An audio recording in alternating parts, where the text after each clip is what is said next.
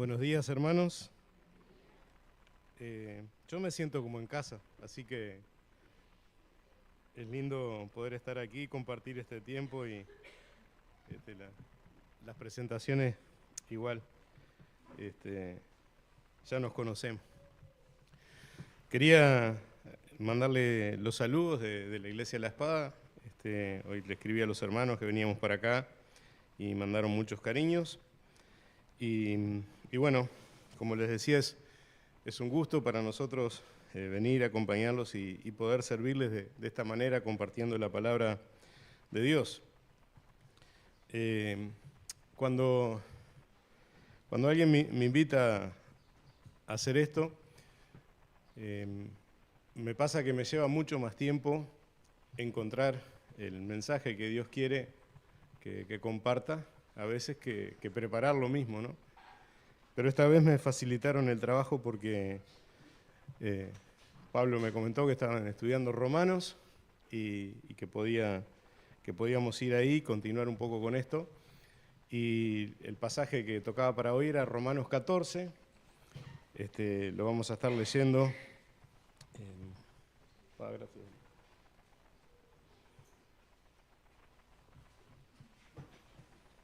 Romanos 14,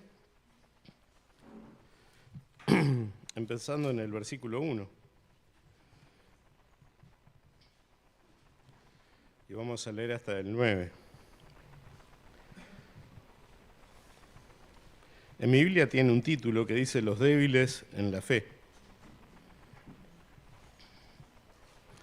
Y dice así, Romanos 14, 1, reciban al débil en la fe, pero no para contender sobre opiniones, porque uno cree que se ha de comer de todo, otro que es débil come legumbres. El que come no menosprecia al que no come, y el que no come no juzgue al que come, porque Dios le ha recibido. ¿Tú quién eres que juzgas al criado ajeno? Para su propio Señor está en pie o cae, pero estará firme, porque poderoso es el Señor para hacerle estar firme. Uno hace diferencia entre día y día, otro juzga iguales todos los días. Cada uno esté plenamente convencido en su propia mente. El que hace caso del día lo hace para el Señor, y el que no hace caso del día para el Señor no lo hace. El que come para el Señor come, porque da gracias a Dios, y el que no come para el Señor no come y da gracias a Dios. Porque ninguno de nosotros vive para sí y ninguno muere para sí. Pues si vivimos, para el Señor vivimos, y si morimos, para el Señor morimos. Así pues, sea que vivamos o que muramos, del Señor somos. Porque Cristo para esto murió y resucitó y volvió a vivir, para ser Señor, así de los muertos como de los que viven. Hasta por acá vamos a ir hoy, en esta mañana. ¿Oramos? Qué lindo, Señor, poder abrir tu palabra. Terminó el mes de la Biblia y pensamos en el privilegio que es tenerla en nuestras manos. Y te damos gracias por eso, te damos gracias por este pasaje, te damos gracias por lo que nos enseña en cuanto al trato entre nosotros y pedimos, Señor, que podamos entenderlo, que podamos ver qué es lo que nos tienes para decir a cada uno de nosotros en particular y sea tu Espíritu orando en nosotros para entenderlo, Señor. En el nombre de Jesús, amén. Vamos a ver o a sacar de aquí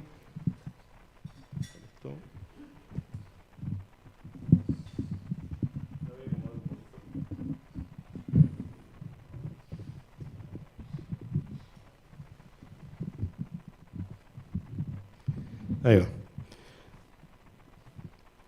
3 principios. El primero, el segundo y el tercero, ¿no? El primero es recibir al débil en la fe. El segundo es acerca de la mutua tolerancia. Y el tercero es que cada uno es siervo del Señor.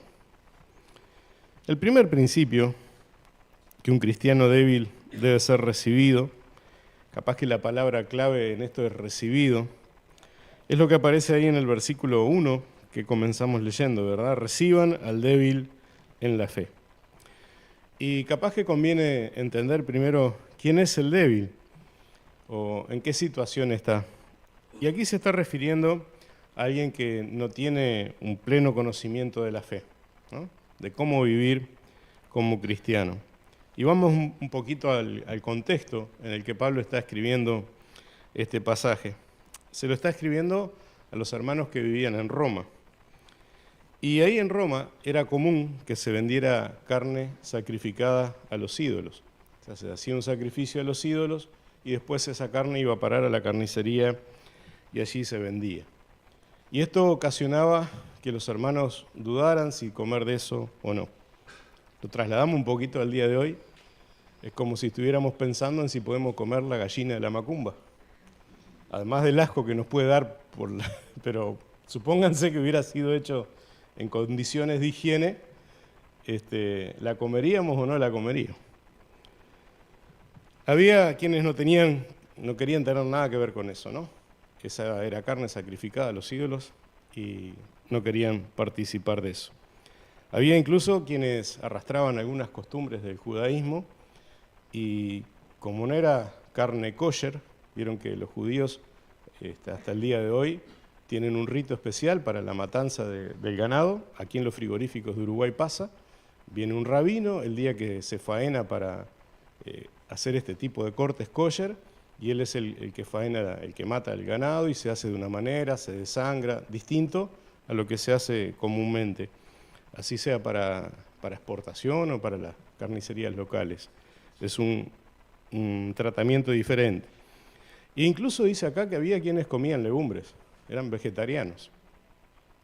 Había diferencias entre ellos y esto estaba causando ahí un poquito de problema, porque también habían otros que decían, es carne, no me importa, deberían ser uruguayos eso, y capaz que había algunos, ¿no? Es carne, no importa. Pero imagínense esta situación. Pablo incluso unos versículos más adelante, no nos tocaban en el pasaje de hoy, en el 14, dice que nada es inmundo en sí mismo, mas para el que piensa que algo es inmundo, para él lo es. Su conciencia no lo deja tranquilo con ese tema, lo hace sentir mal. Entonces, que no la coma, ¿no? Si va a sentirse mal, más vale que lo evite. Hoy capaz que no es el tema que nos puede estar complicando en nuestras relaciones o haciendo sentir a alguien débil, pero podemos tener otros temas, ¿verdad?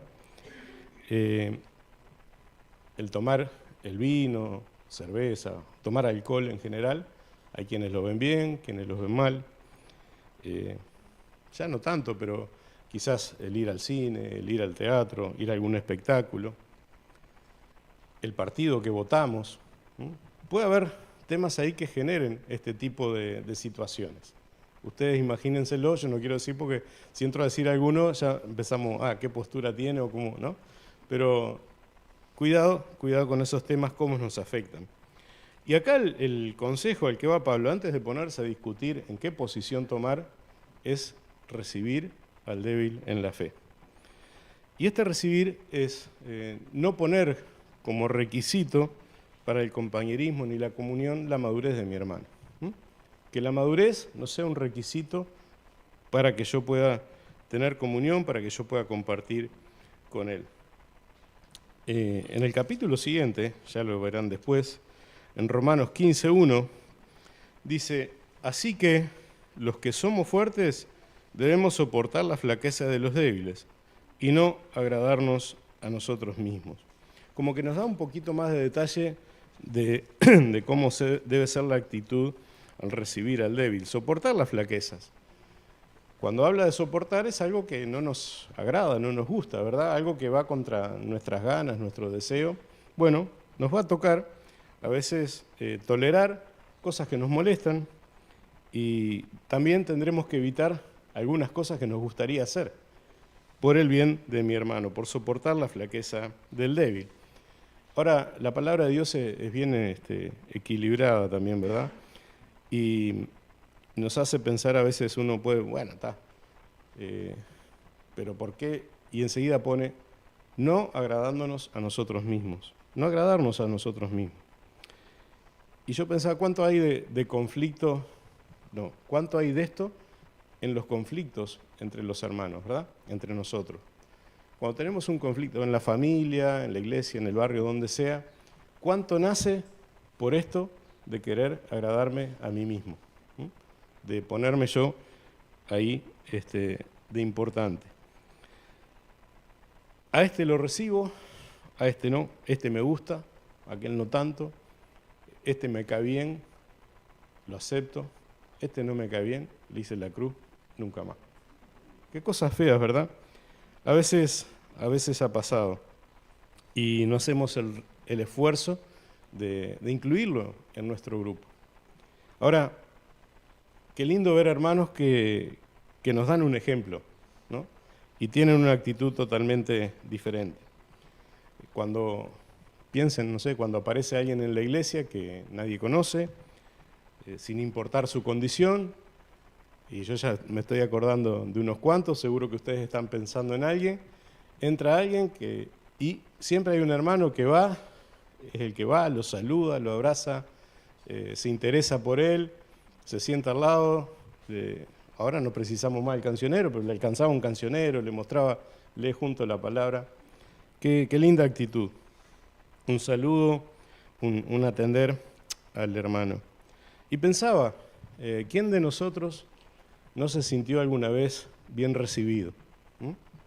¿Quién alguna vez no experimentó este gesto? Y fue recibido y aceptado cuando estaba en debilidad. Qué importante es, hermanos, que tengamos esta actitud. Nosotros, con Silvana y los chiquilines, por ejemplo, en un momento que estábamos pasando bastante mal, fuimos muy bien recibidos aquí. Ustedes ni cuenta se dieron, capaz. Me habían invitado a compartir la palabra de Dios y la verdad veníamos bastante golpeados por diversas situaciones y ese día fue algo muy especial para nosotros. Desde el cariño en el saludo, en la puerta, vinimos a la reunión así y terminamos llegando a casa creo como a las 6, las 7 de la tarde. Era el cumpleaños de Matías, ¿te acordás, Matías? Y vamos todos para allá y fue una caricia al alma, como se dice. Qué lindo ejemplo, síganlo haciendo y animemos a hacerlo más, ¿verdad? Recibir al débil en la fe. Y Pablo agrega un detalle. Dice, reciban al débil en la fe, pero no para contender sobre opiniones. Se tiene que fortalecer el hermano que está en debilidad. Se tiene que afirmar. Recibámoslo, aceptémoslo y ayudémoslos a crecer, a fortalecerse, a dejar de ser débil, pero no le caigamos, no es un momento para contender con él. No sé quién lo dijo, pero tener la razón no siempre es lo más importante. En las relaciones con los demás, tener la razón no siempre es lo más importante. Aquellos que criamos hijos que ya han pasado la adolescencia, ¿cuántas veces discutimos con ellos, no? Y claro, uno es más veterano y siempre tiene la razón, pero no es el camino, ¿verdad? No es por ahí. Tener la razón no siempre es lo más importante. Recibir al débil en la fe, pero no para contender. Si seguimos avanzando en el pasaje, vamos a llegar al segundo principio. El principio era que el cristiano débil, el primero era de ser recibido, de que nos recibamos los unos a los otros, y el segundo es de la mutua tolerancia. Mutua tolerancia. Se nos habla de no menospreciar y de no juzgar. El fuerte que no menosprecia al que piensa distinto. En la palabra de Dios tenemos muchos pasajes que nos hablan de esto, de qué actitud es la correcta para tomar. Vamos a ir a ver uno, 1 Corintios, si quieren acompañarme, capítulo 8, versículo 9. Pero miren, 1 Corintios 8, 9, es Pablo escribiéndole a los hermanos de Corinto, miren que esta libertad esta libertad de ustedes, no venga a ser tropezadero para los débiles. Miren que esta libertad de ustedes no venga a ser tropezadero para los débiles. Ser considerado con el otro. Que la libertad que yo me puedo tomar y me la tomo delante del Señor porque Él me hizo libre, con toda tranquilidad. Cuidado si eso hace tropezar a mi hermano. Me gusta, es una pavada, pero antes cuando a veces en vez de tropezar se decía trompezar, ¿te acuerdas? Suena mejor, ¿no? Como que uno entiende más que trompezó, se dio el porrazo. Cuidado con que nuestra libertad no venga a hacer tropezar a mi hermano, ser considerado con el otro. Hay una palabra que se usa ahora, ¿verdad?, que es empatía. Es eso de ponerme en el lugar del otro, tener la actitud de considerar cómo está sintiendo el otro, cómo lo está viviendo. Unos versículos más adelante, capítulo 9, versículo 22 de 1 Corintios, un pasaje que es muy conocido y se ha hablado muchas veces de esto, en referencia a esto que estamos compartiendo, es Pablo, que también dice, me he hecho débil, capítulo 9, versículo 22, me he hecho débil a los débiles para ganar a los débiles. A todos me he hecho de todo, para que de todos modos salve a alguno. Y esto hago por causa del Evangelio, para hacerme copartícipe de él. Me he hecho débil a los débiles para ganar a los débiles. A todos me he hecho de todo para que de todos modos salve a algunos. Por un lado, entonces, se les pide a los fuertes, entre comillas, que no menosprecien al que es distinto, ¿verdad? Y por el otro lado, se le pide también al que no come, también tiene que hacer su parte, ¿eh? Como que la palabra de Dios no deja que todos estemos cómodos, bueno, que me sirvan a mí, ¿no? Sino yo, estoy en debilidad o tengo cierta actitud. ¿Cuál es? Yo no como bien, pero me dice que no juzgue. ¿Vieron que dice en el versículo 3? El que no come, no juzgue al que come porque Dios le ha recibido. No tiene razones para juzgar. Y si miramos y pensamos en otros pasajes de las Escrituras que nos hablan un poco de esto, por ejemplo, en 1 Timoteo 4, del versículo 4 al 5, habla de que todo lo que Dios creó es bueno. Y nada ha de desecharse si se toma con acción de gracias, porque por la palabra de Dios y por la oración es santificado. O sea, había una respuesta. Pablo defiende la razón, pero la da como un argumento. Hoy no es lo primero, no es lo más importante, ¿tá? Reciban al débil, eso es lo más importante. Pero no juzgues, cuando te recibe, no juzguen al que hace diferente. Vamos a ir a 1 Corintios de vuelta, capítulo 10.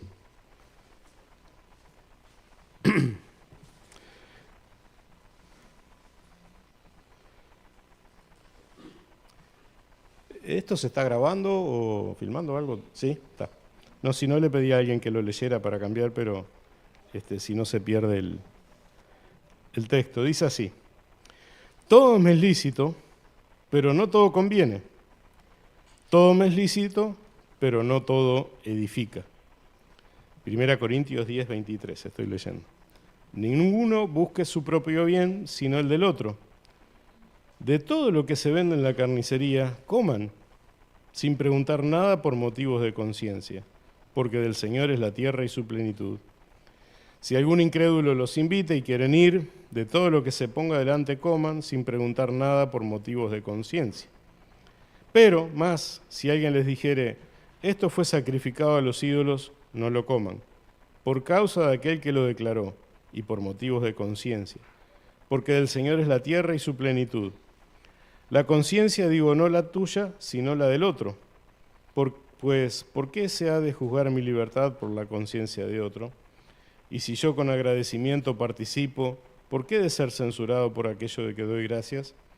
Si pues comen o beben o hagan otra cosa, háganlo todo para la gloria de Dios. No sean tropiezo ni a judíos, ni a gentiles, ni a la iglesia de Dios. Como también yo en todas las cosas agrado a todos, no procurando mi propio beneficio, sino el de muchos, para que sean salvos. sean imitadores de mí, así como yo de Cristo. Todo me es lícito, pero no todo conviene, ni edifica. Ninguno busque su propio bien, sino el del otro. Háganlo todo para la gloria de Dios. Háganlo todo para la gloria de Dios. Una vez, esta historia me la contaron. Es de la familia, el tío Enrique la sabe. Tenemos, es tío del tío Enrique, es tío abuelo mío, que se llamaba, ya está con el Señor, Benito.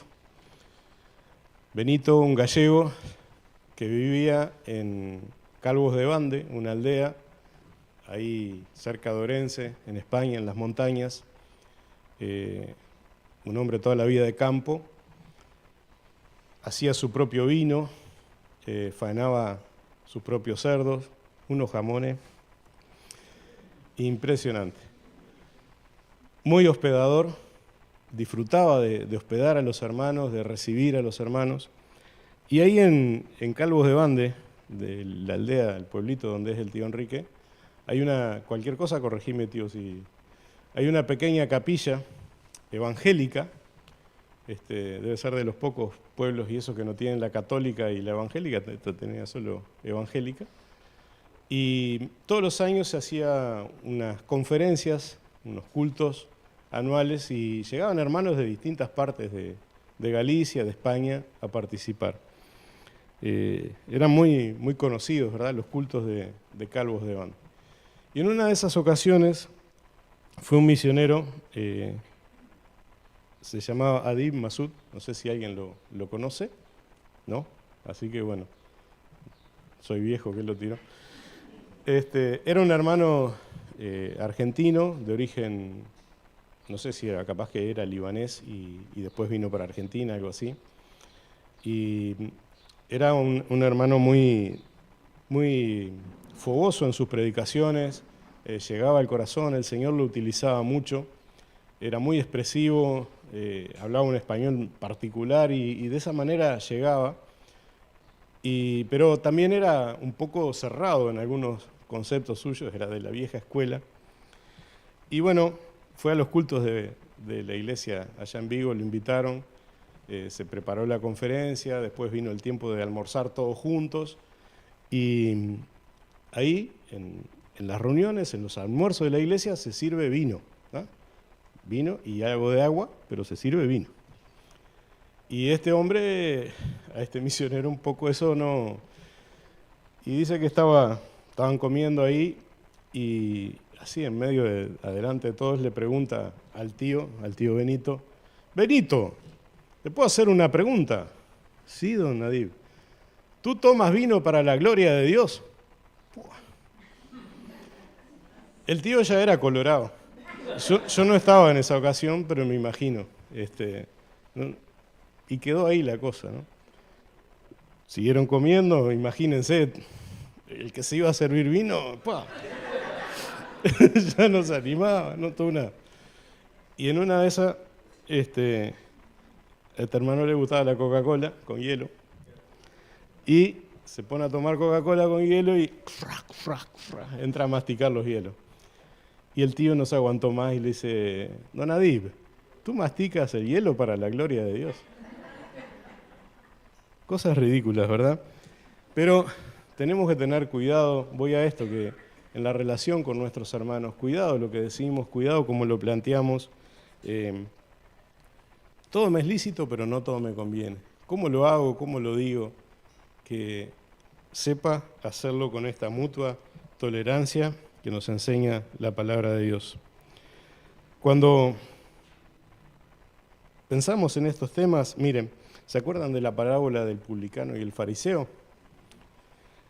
Al principio ahí, en Lucas 18:9, la introducción que dice, Jesús dijo esta parábola se la dedica a unos que confiaban en sí mismos como justos y menospreciaban a los otros. Que no sea esta nuestra actitud, sino que sea la de la mutua tolerancia en recibir al otro, en recibir a mi hermano. ¿Tú quién eres que juzgas al criado ajeno?, dice el versículo 4. del capítulo que estamos leyendo de Romanos 14. Para su propio Señor está en pie o cae, pero estará firme porque poderoso es el Señor para hacerle estar firme. Y aquí vamos metiéndonos en el tercer principio, que somos criados del Señor, somos consiervos. ¿Vieron acá que dice, ¿quién eres que juzgas al criado ajeno? No es mi hermano no es mi criado, no es mi siervo, es ajeno, es siervo del Señor, como yo. ¿Cómo me voy a poner a juzgarlo a él? No nos olvidemos quién es el Señor. Y acá agrega que es poderoso para hacerle estar firme. A veces tenemos un preconcepto del otro, ¿verdad? Y pensamos en su debilidad, pensamos que somos superiores y no es así. Mi Señor es su Señor también. Él tiene su relación con el Señor y Él puede estar más firme que aún que lo que yo piensa o que no, a mí me parezca. Y en el versículo 5 describe un poco la situación cuando, con otro tema, ¿no? Que son los días festivos. Cada uno hace diferencia entre día y día, otro juzga iguales todos los días. Cada uno esté plenamente convencido en su propia mente. Me gustó este consejo. Y si no me gustaba, no importa, es lo que la Biblia enseña. ¿Cuál fue? Que esté plenamente convencido en su propia mente. Y yo detallaba, ¿no? Capaz que plenamente y honestamente convencido en su propia mente. ¿Estás convencido de que eso está bien?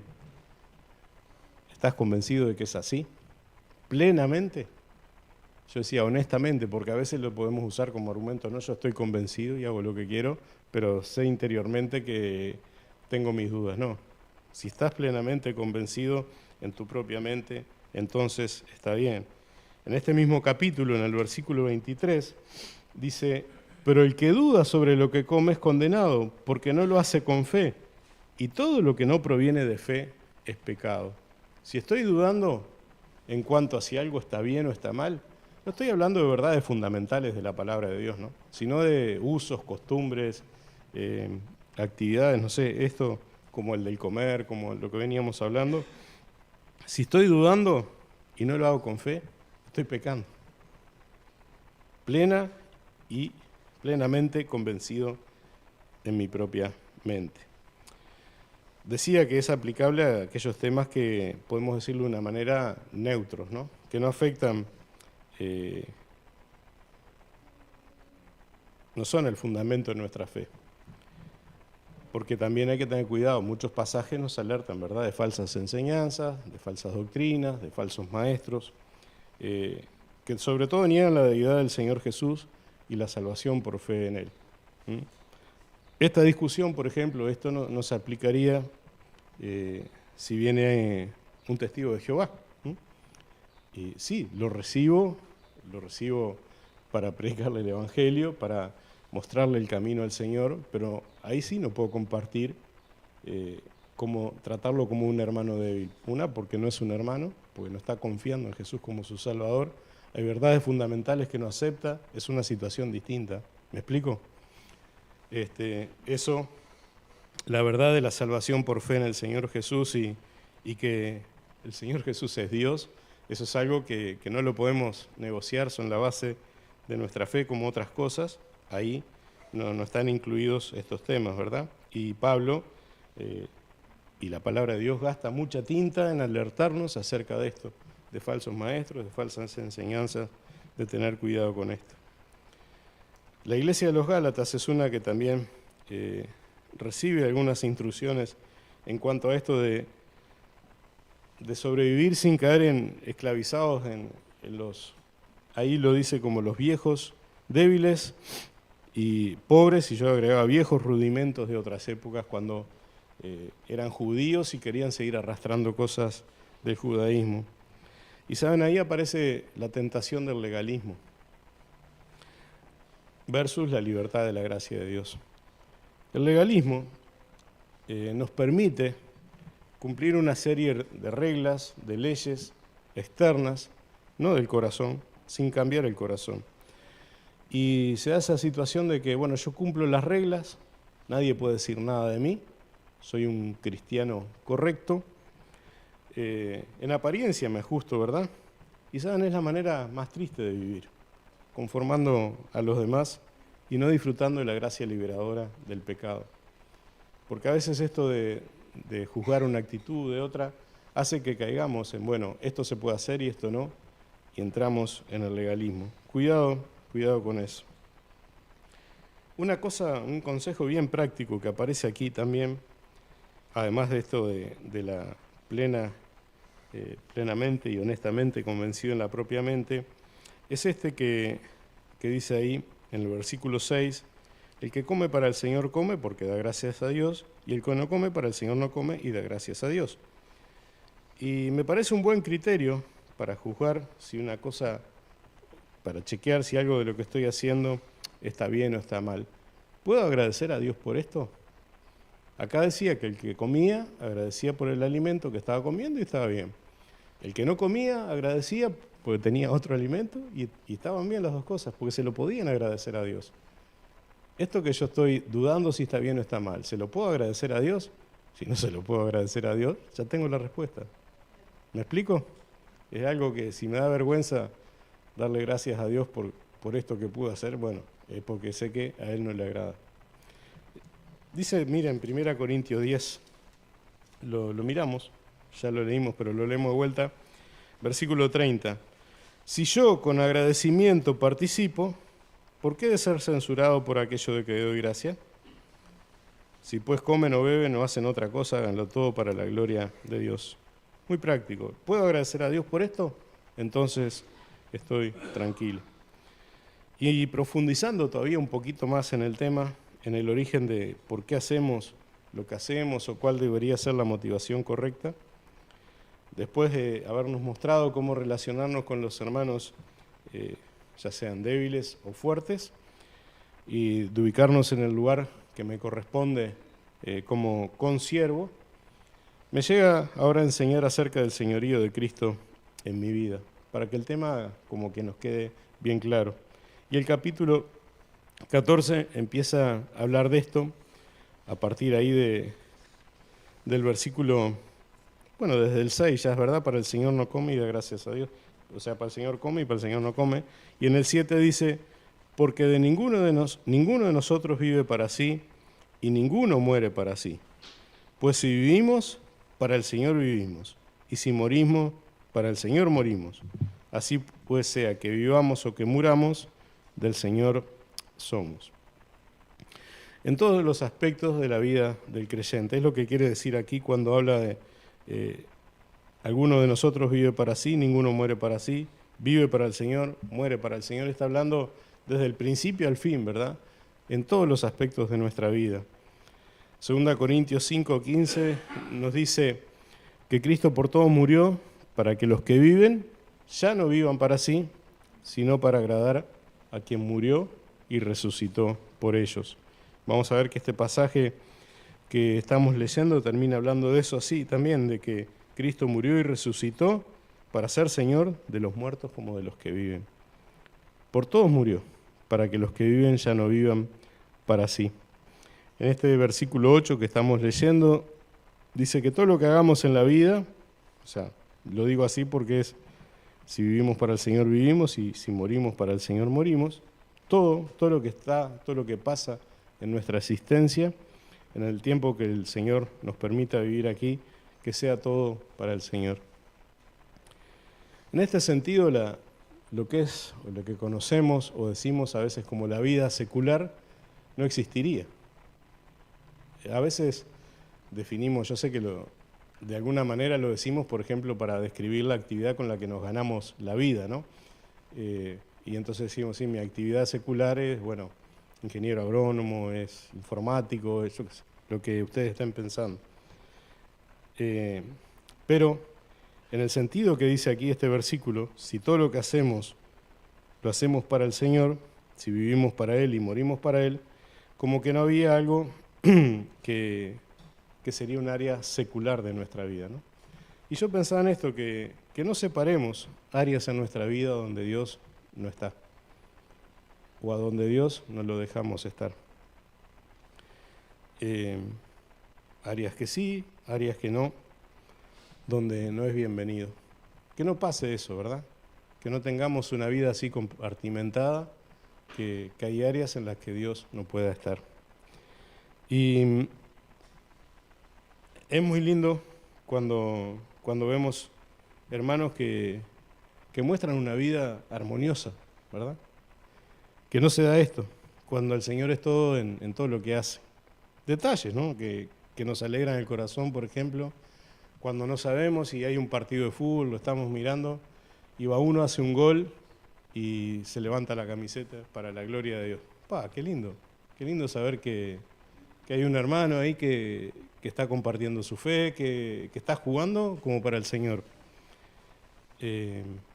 Cuando un desconocido de pronto tuvo una actitud amable, un gesto correcto, hizo algo bien, y luego nos enteramos de que es cristiano. Ah, con razón. Qué lindo ver eso, cuando hay correspondencia y cuando lo vemos por ese lado.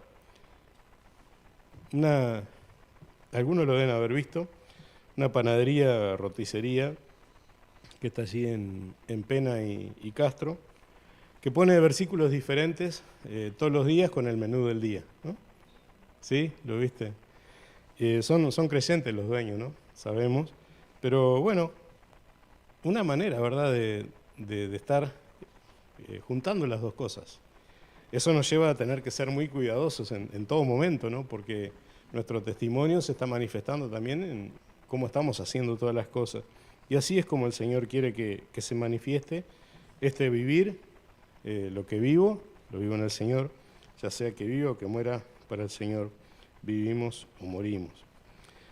La NTV, la Nueva Traducción Viviente, dice: si vivimos es para honrar al Señor y si morimos es para honrar al Señor.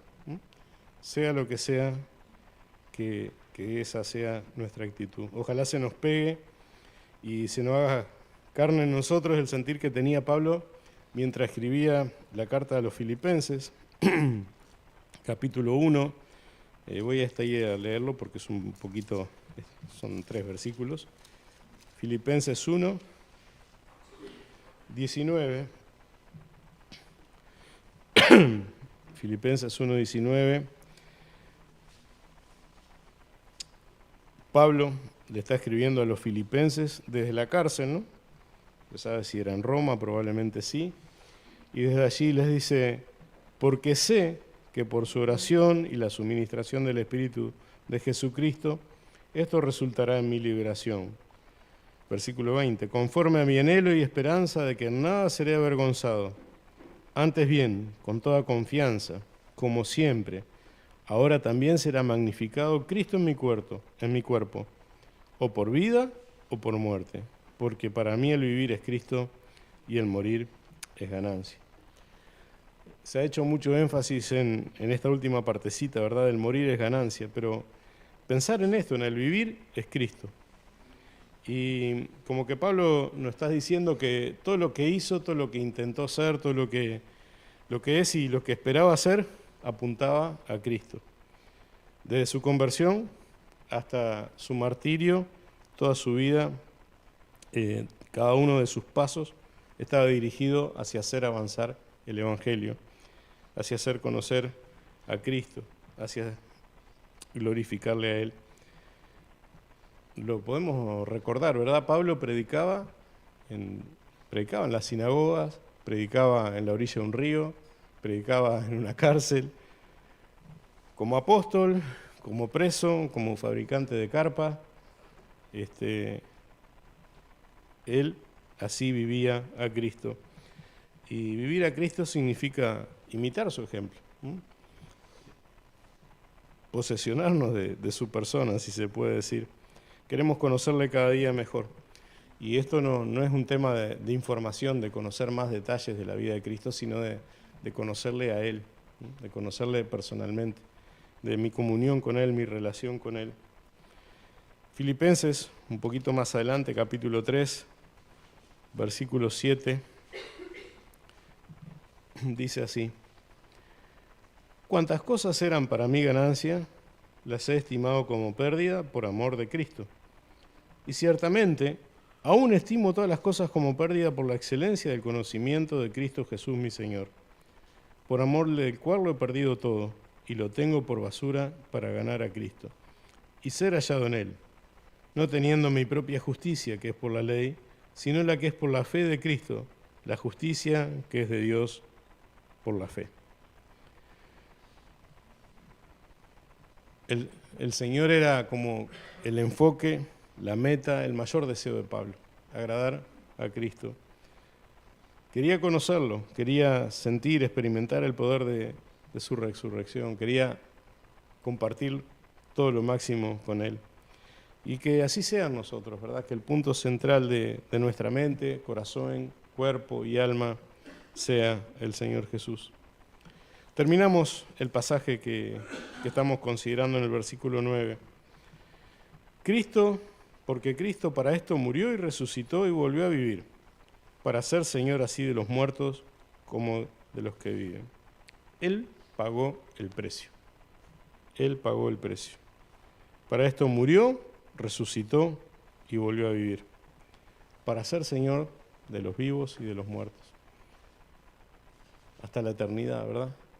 Cuando nuestro cuerpo se apague, sabemos que pasamos a estar en la presencia del Señor. Sigue siendo nuestro Señor, ¿eh?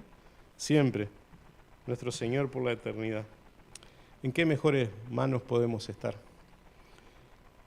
Me gustó mucho la posibilidad de estudiar este pasaje y ver cómo Pablo nos va llevando desde la relación entre nosotros hasta la relación con el Señor. Y cómo